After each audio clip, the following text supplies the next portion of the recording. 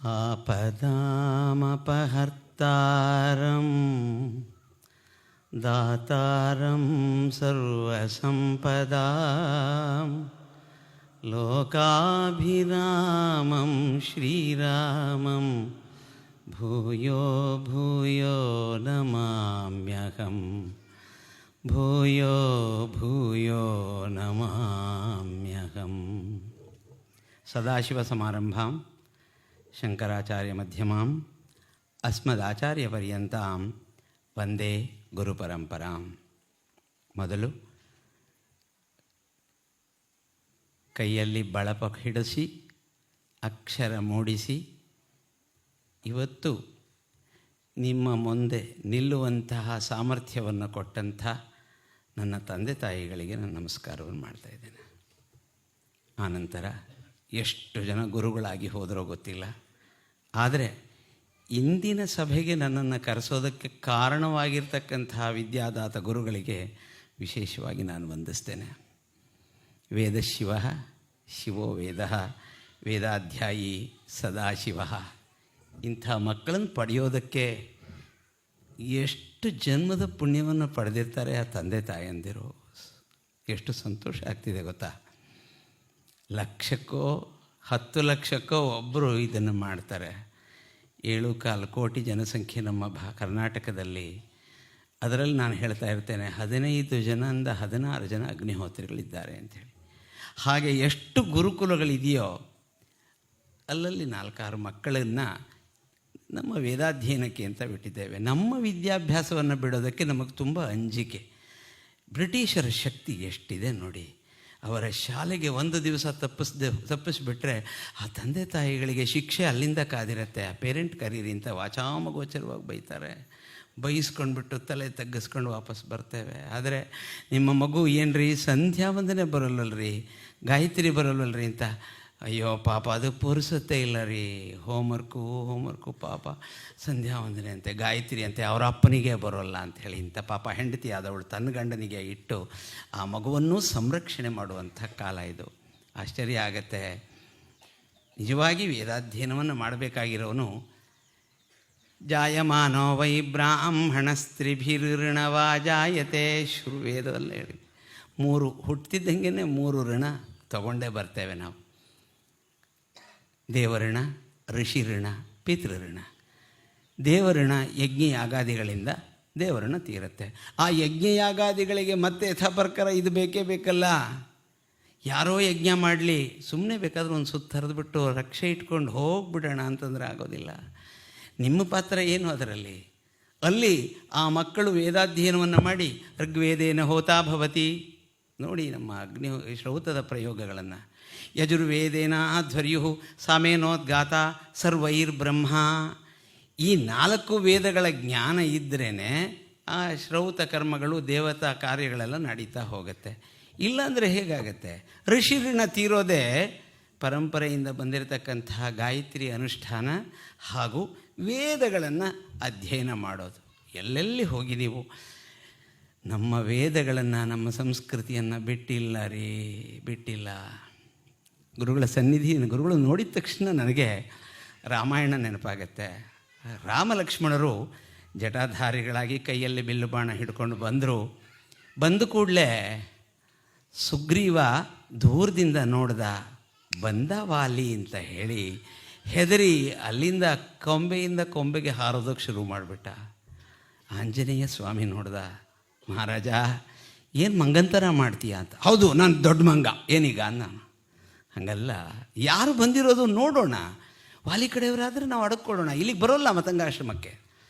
ಹಾಗೆ ತಾನೇ ಹೊರಟ.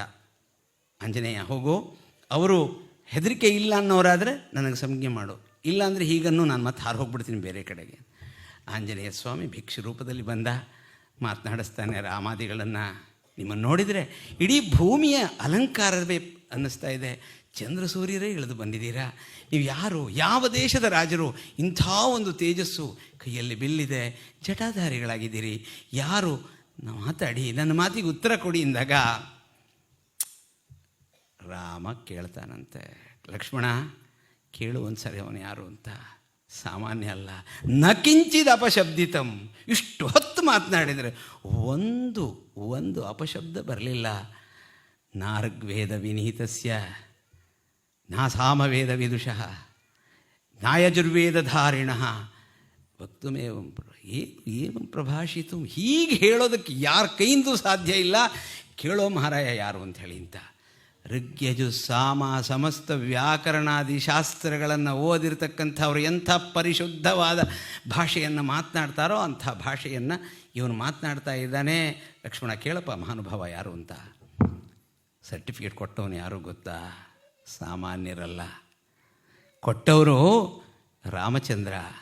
ಆ ರಾಮಚಂದ್ರನ ಮಹಿಮೆ ಎಷ್ಟು ದೊಡ್ಡದು ಅಂದರೆ, ನಾವು ನೀವಲ್ಲ, ವಿಷ್ಣುಗುಪ್ತ ವಿದ್ಯಾಪೀಠಕ್ಕೆ ಬರಬೇಕು, ಶಿವ ಗುರುಕುಲದಲ್ಲಿ ಅಧ್ಯಯನ ಮಾಡಬೇಕು, ಗುರುಗಳು ಇಂಥ ಸರ್ಟಿಫಿಕೇಟ್ ಕೊಡಬೇಕು, ತೊಗೊಂಡು ಹೋಗಬೇಕು ಅಲ್ಲ. ವಿಶ್ವಾಮಿತ್ರ ಯೂನಿವರ್ಸಿಟಿ ರಾಮನ ಹತ್ರ ಬಂದಿದೆ ಸಮಸ್ತ ವಿದ್ಯೆಯನ್ನು ಕಲಿಸೋದಕ್ಕೆ. ರಾಮ ಎಷ್ಟು ದೊಡ್ಡವನು ನೋಡಿ. ರಾಮ ಹೋಗಲಿಲ್ಲ, ಯಾವ ಪದವಿ ತೊಗೊಂಡ್ಬಿಟ್ಟು. ಪದವಿ ಕೊಡಿನ ಕೇಳಲಿಲ್ಲ. ಸಾಕ್ಷಾತ್ತಾಗಿ ವಿಶ್ವಾಮಿತ್ರರು ಬಂದು, ವಸಿಷ್ಠರು ಹೇಳ್ತಾರೆ, ಸಾಮಾನ್ಯ ಎಲ್ಲ ಬಂದಿರೋನು ಎಷ್ಟು ವಿದ್ಯೆಗಳು, ಎಷ್ಟು ಶಸ್ತ್ರ, ಎಷ್ಟು ಶಾಸ್ತ್ರ ಎಲ್ಲ ಇವನಲ್ಲಿದೆ, ಹಾಳಾಗಿ ಹೋಗ್ಬಿಡುತ್ತೆ, ಕಳಿಸು ರಾಮನ್ನ. ರಾಮಲಕ್ಷ್ಮಣರನ್ನು ಆಮೇಲೆ ಕಳಿಸ್ತಾನೆ. ಬಲ, ಅತಿ ಬಲ, ಯಾವ ಯಾವ ವಿದ್ಯೆ ಇದೆಯೋ ಎಲ್ಲವನ್ನೂ ಧಾರೆ ಎರಿತಾರೆ. ಎಲ್ಲ ವಿದ್ಯೆಗಳು, ಎಲ್ಲ ಕಥೆಗಳು ಎಲ್ಲವನ್ನೂ ಹೇಳಿದಂತಹ ವಿಶ್ವಾಮಿತ್ರರು, ರಾಮ ಇನ್ನು ನನ್ನ ಕೆಲಸ ಮುಗೀತಪ್ಪ, ಎಲ್ಲ ನನ್ನಲ್ಲೇ, ನನ್ನ ತಲೆ ಭಾರ ಆಗೋಗಿತ್ತು ಅಂಥೇಳಿ. ಹಾಗೆ ಒಂದು ವಿಶ್ವವಿದ್ಯಾನಿಲಯ ರಾಮನ ಹತ್ರ ಬಂದಿದೆ. ಆ ರಾಮ ಆಂಜನೇಯನಿಗೆ ಪ್ರಶಸ್ತಿಯನ್ನು ಕೊಡ್ತಾನೆ. ಆಂಜನೇಯ ಎಷ್ಟು ದೊಡ್ಡವನು. ಋಗ್ಯಜು ಸಾಮಾದಿಗಳನ್ನು ಕಲಿತಂತಹವನು ಹೇಗೆ ಮಾತನಾಡಬಹುದು, ವ್ಯಾಕರಣಾದಿ ಶಾಸ್ತ್ರಗಳನ್ನು ಕಲಿತವನು ಹೇಗೆ ಮಾತನಾಡಬಹುದು, ಹಾಗೆ ಮಾತನಾಡ್ತಾ ಇದ್ದಾನೆ ಅಂತ ಹೇಳಿ ರಾಮ ಒಂದು ಪ್ರಶಸ್ತಿಯನ್ನು ಕೊಡ್ತಾನೆ ಆಂಜನೇಯನಿಗೆ. ಬಹಳ ದೊಡ್ಡ ವಿದ್ವಾಂಸರು. ಇದೇ ತರಹ ಇನ್ನೂ ಒಳ್ಳೆಯ ಶಾಲನ್ನು ಹೊತ್ಕೊಂಡು ಒಂದು ಮರಳುಗಾಡಿನಲ್ಲಿ ಹೋಗ್ತಾಯಿದ್ರು. ದೂರ ಊರು, ತುಂಬ ಬಿಸಿಲೇ ಇರ್ತು. 4 ವೇದಗಳು ಅವರ ತಲೆಯಲ್ಲಿದೆ. ತುಂಬ ಬಾಯಾರಿಬಿಟ್ರು. ಏನು ಮಾಡೋದು, ಎಲ್ಲಿದೆ ನೀರು ಅಂತ. ತುಂಬ ಹತ್ತಿರದಲ್ಲಿ ಒಂದು ಗುಡಿಸಿಲು ಕಾಣಿಸ್ತು. ಆ ಗುಡಿಸಿಲ ಹತ್ತಿರ ಹೋದರು. ತುಂಬ ವಯಸ್ಸಾದಂತಹ ವೃದ್ಧರು ಕೂತಿದ್ದರು. ಆ ವೃದ್ಧರ ಹತ್ರ ಹೋಗಿ, ಮಾಸ್ಮರೇ ನೀರು ಬೇಕು ನನಗೆ, ಒಂದು ತಂಬಿಗೆಯನ್ನು ಕೊಟ್ಟು, ಅಲ್ಲಿದೆ ಬಾವಿ, ತಗೊಳ್ಳಿ ಎಂದರು. ಹೋಗಿ ನೋಡ್ತಾರೆ, ಬಾವಿ ಏನಿದೆ, ಬಾವಿ ಇದೆ ಅಷ್ಟೇ, ನೀರು ಒಂದಿಲ್ಲ ಅದರಲ್ಲಿ. ಆ ಕ್ಷಣ, ಸ್ವಾಮಿ ನೀರಿಲ್ಲ ಅಂದಿದ್ರೆ ಮುಂದಕ್ಕೆ ಹೋಗ್ತಿದ್ನಲ್ಲ. ಅಯ್ಯಯ್ಯೋ ಯಾಕೆ, ಏನಾಯಿತು? ಒಳ್ಳೆ ಅಧ್ಯಯನ ಸಂಪನ್ನರಲ್ವೇ, ಒಂದು ಸಾರಿ ವರುಣ ಮಂತ್ರವನ್ನು ಜಪ ಮಾಡಬಹುದಲ್ವಾ ಅಂದರು. ಒಂದು ಸಾರಿ ಏನೋ 108 ಆಯಿತು, ನೀರು ಬರಲಿಲ್ಲ. ಆ ಕ್ಷಣ ಯಾಕೋ ಬರಲಿಲ್ಲ ಅಂತ ಅವರೇ ಬಂದರು. ಕಣ್ಣು ಮುಚ್ಚಿ ಏಕಾಗ್ರತೆಯಿಂದ 1-2-3 ನಿಮಿಷಗಳ ಕಾಲ ವರುಣನನ್ನು ಪ್ರಾರ್ಥನೆ ಮಾಡಿದರೆ, ಎಲ್ಲಿತ್ತೋ ಪಾತಾಳ ಗಂಗೆ ಗುರುಬರು ಮೇಲಕ್ಕೆ ಬಂದು, ತುಂಬ್ಕೊಳ್ಳಿ ಸ್ವಾಮಿ. ತುಂಬ್ಕೊಂಡು ನೀರು ಕುಡಿದ್ರು. ಅವ್ರ ಕಾಲನ್ನು ಹಿಡಿದರು. ನನಗೆ ಬರದೇ ಇರೋ ಶಕ್ತಿ ನಿಮಗೆ ಯಾಕೆ ಬಂತು ಅಂಥೇಳಿ. ನಮ್ಮ ವಿದ್ಯಾರ್ಥಿಗಳಿಗೆ ಹೇಳ್ತಾ ಇದ್ದೇನೆ, ಇಲ್ಲೊಂದು ಸರ್ಟಿಫಿಕೇಟ್ ಸಿಕ್ತು, ಮೂಲ ಆಯಿತು, ಓದೋಗಿ ಬಂತು, ಮುಂದೇನು? ಹಾಗೆ ನಿಮ್ಮಂಥ ಸರ್ಟಿಫೈಡ್ ವಿದ್ವಾಂಸ ಅಷ್ಟೇ ನಾನು, ನಿಜವಾದ ವಿದ್ವಾಂಸನಲ್ಲ. ನಿಜವಾದ ವಿದ್ವಾಂಸನಿಗೆ ಮಾತಾಡೋದೇ ಇಲ್ಲ, ಅವನು ಸಾಧನೆ ಮಾಡ್ತಾನೆ. ನಮಗೆ ಸಾಧನೆ ಇಲ್ಲ, ಮಾತಾಡೋಕೆ ಬರುತ್ತೆ. ಆ ಕ್ಷಣ ಕಾಲು ಹಿಡ್ಕೊಂಡ್ರೆ ಅವ್ರು ಹೇಳ್ತಾರೆ, ಸ್ವಾಮಿ ಎಷ್ಟಾಗಿದೆ ವೇದ ನಿಮಗೆ ಅಂತ. 82 ಪ್ರಶ್ನ ಯಜುರ್ವೇದ, 10 ಮಂಡಲ ಋಗ್ವೇದ, ಸಾಮ ಅಥರ್ವ 4ರಲ್ಲೂ ಗತಿ ಇದೆ. ಆದರೆ ನಿಮ್ಮ ಶಕ್ತಿ ನನಗಿಲ್ವಲ್ಲ ಅಂತ. ಏನಪ್ಪ, ನನಗಾಗಲೇ ಜೀರ್ಣವಾಗಿ ಹೋಗಿದೆ ಶರೀರ, ನಾನು ಕಲ್ತಿರೋದು ಎಲ್ಲೋ ಒಂದು ಸ್ವಲ್ಪ ಅಷ್ಟೇ ಅಂತ. ಆದರೆ ನೀವು ಹೇಳಿದ ತಕ್ಷಣ ವರುಣ ಯಾಕೆ ಬಂದು ಮಾತು ಕೇಳ್ದ? ಒಂದೊಂದು ಮಂತ್ರವನ್ನು 27,000 ಬಾರಿ ಹೇಳ್ತೇನಪ್ಪ, ಆ ದೇವರು ಬಂದು ಕೇಳ್ತಾನೆ ನಮ್ಮ ಮಾತನ್ನು ಅಂತ. ಏನು ಮಾಡಬೇಕು? 82 ಪ್ರಶ್ನೆ ಇಟ್ಕೊಂಡು ಅಂತ. ಮೊದಲು 82 ಪ್ರಶ್ನೆ ಹೇಳಬೇಕು. ಆದರೆ ಒಂದೊಂದು ಮಂತ್ರಕ್ಕೂ ಆ ದೇವತೆ ನಾವು ಕರೆದಾಗ ಬರೋ ಹಾಗಿದ್ದರೆ ಆ ಮಂತ್ರಕ್ಕೆ ಆ ಶಕ್ತಿ.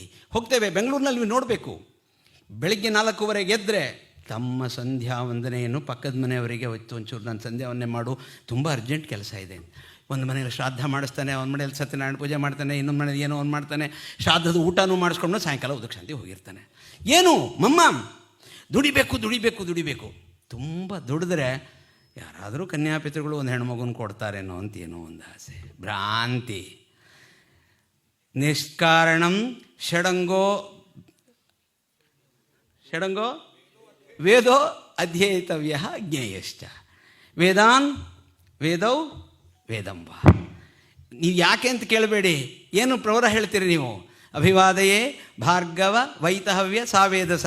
3 ಜನ ಋಷಿಗಳ ಹೆಸರನ್ನು ದಿನ ಬೆಳಗ್ಗೆ ಸಾಯಂಕಾಲ 2 ಸರಿ ಹೇಳ್ತೀಯಲ್ಲ, ನಾಚಿಕೆ ಆಗಬೇಕು. ಎಂತೆಂಥ ಪರಂಪರೆ ನಮ್ಮದು. ತ್ರಯ ಋಷಯ ಪ್ರವರಾನ್ವಿತ ವಧೂಲಗೋತ್ರ ಆಪಸ್ತಂಭ ಸೂತ್ರ, ಅದು ಬೇರೆ. ಅಶ್ವಲಾಯನ ಸೂತ್ರ ಹೇಳ್ತೀರಿ. ಯಜುಶಾಖಾಧ್ಯಾಯಿ ಬೇಡ, ಋಕ್ಷಾಖಾಧ್ಯಾಯಿ, ಸಾಮಶಾಖಾಧ್ಯಾಯಿ. ದಿನ ಬೆಳಗ್ಗೆ ಸಾಯಂಕಾಲ ಹೇಳಬೇಕು ಕಣೋ ಮಗು ಅಂತ ಸಣ್ಣ ಮಗುಗೆ ನಾವು ಕಳಿಸ್ತೀವಿ. ಆದರೆ ಏನೇ ಮಗುನ ಒಂಚೂರು ದಿನಕ್ಕೊಂದು ಅರ್ಧ ಗಂಟೆ ಎಲ್ಲಾದರೂ ಒಂಚೂರು ಮಂತ್ರ ಹೇಳಿಸ್ಕೊಂಡು ಬರಲ್ಲ. ಸುಮ್ಮನೆ ಇರ್ರಿ, ಅದಕ್ಕೆ ಹೋಮ್ವರ್ಕು ಬಡ್ಕೊಂಡು ಸಾಯ್ತವೆ ಆ ಟೀಚರ್ಗಳು. ಸುಮ್ಮನೆ ಇರ್ರಿ, ಎಲ್ಲೂ ಕರ್ಕೊಂಡು ಹೋಗ್ಬೇಡಿ. ಆ ಮಗು ಏನನ್ನೂ ಕಲಿಯೋಲ್ಲ ರೀ, ನ್ಯಾಯ ಹೊಟ್ಟೆ ಹೊರದು ಹೋಗುತ್ತೆ. ಇಂಥ ಪರಂಪರೆಗೆ ಗುರುಕುಲಕ್ಕೆ ಕಳಿಸಿರ್ತಕ್ಕಂಥ ತಾಯ ತಂದೆರನ್ನು ನಾನು ಶಿರಸಾಷ್ಟಾಂಗ ನಮಸ್ಕಾರ ಮಾಡ್ತೇನೆ. ಪ್ರತಿಯೊಬ್ಬರೂ ಕೂಡ ಗಂಡ ಹೆಂಡತಿ ಮದುವೆ ಆದ ದಿವಸ ರಾತ್ರಿ ಸಂಕಲ್ಪ ಮಾಡಬೇಕು, ಇಂಥ ಮಹಾತ್ಮನನ್ನು ಕೊಡು ನನಗೆ. ಸುಮ್ಮನೆ ಯಾವುದೋ ಒಂದು ಬೀದಿಲಿ ಹೋಗುವಂಥ ಹಂದಿಗಳಿಗೆ ಜನ್ಮ ಕೊಡೋ ಅಗತ್ಯ ಇಲ್ಲ. ಪರಮಾತ್ಮನನ್ನು ಕಾಣುವಂಥದ್ದು ಈ ವೇದವಿದ್ಯೆ.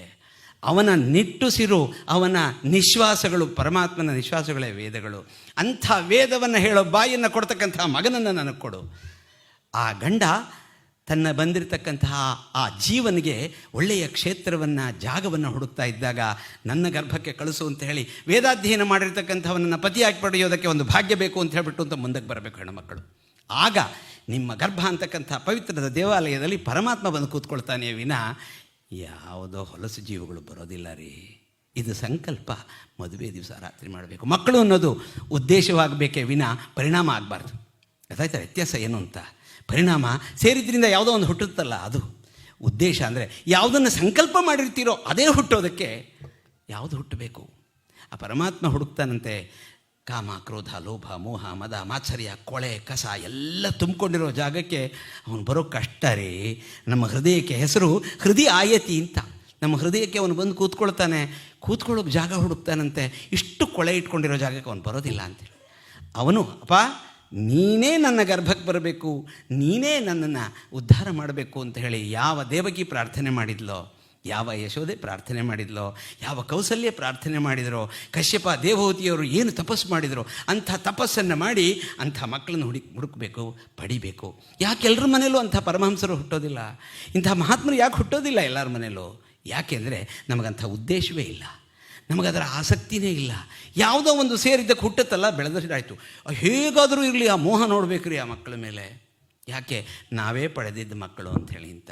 ಆದ್ದರಿಂದ ಬಂಧುಗಳೇ, ನನಗೆ 20 ನಿಮಿಷ ಕಾಲ ಕೊಟ್ಟಿದ್ದಾರೆ. ಬಹುಶಃ ಆಗ್ತಾ ಬಂತು ಅಂತ ನಾನು ಅಂದ್ಕೊಳ್ತೇನೆ. 1-2 ನಿಮಿಷ ಇದ್ದಿರಬಹುದು. ಒಬ್ಬರು ಅತಿಥಿಗಳು ತಡವಾಗಿ ಬಂದ್ರಂತೆ. ಇಂಗ್ಲೀಷ್ನಲ್ಲಿ ಕೇಳ್ದ ಅವನು, convener come on, where is your secretary ಬಂದ. How long I have to speak ಅಂತ ಕೇಳ್ದ. ಎಷ್ಟೊತ್ತು ಮಾತಾಡಬೇಕು ಅಂಥೇಳಿ ಅಂತ. ಅದಕ್ಕೆ ಅವನಿದ್ದವನು, you can take your own time, you can speak your own time. ಆಮೇಲೆ our people will sit for 20 minutes. ನಮ್ಮ ಜನ 20 ನಿಮಿಷ ಕೂತ್ಕೋತಾರೆ, ನೀ ಎಷ್ಟೊತ್ತು ಬೇಕಾದರೂ ಮಾತಾಡು ಅಂತ. ಖಾಲಿ ಜಾಗಕ್ಕೆ ಮಾತಾಡೋಕ್ಕೆ ಬರೋದಿಲ್ಲ.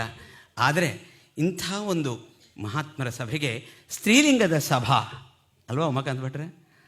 ಇಲ್ಲದೆ ಹೋಗಿದ್ದರೆ ಅದು ಸಭಮ್ಮ ಆಗಿಬಿಡ್ತಿತ್ತು. ವ್ಯಾಕರಣದಲ್ಲಿ ಒಂದು ನಿಯಮ, ಸಭಾ ಶಬ್ದಕ್ಕೆ ಎಲ್ಲೆಲ್ಲಿ ವಿದ್ಯಾವಂತರು, ಮಹಾತ್ಮರು, ವಿವೇಕಿಗಳು ಇರ್ತಾರೋ ಅದು ಸಭಾ.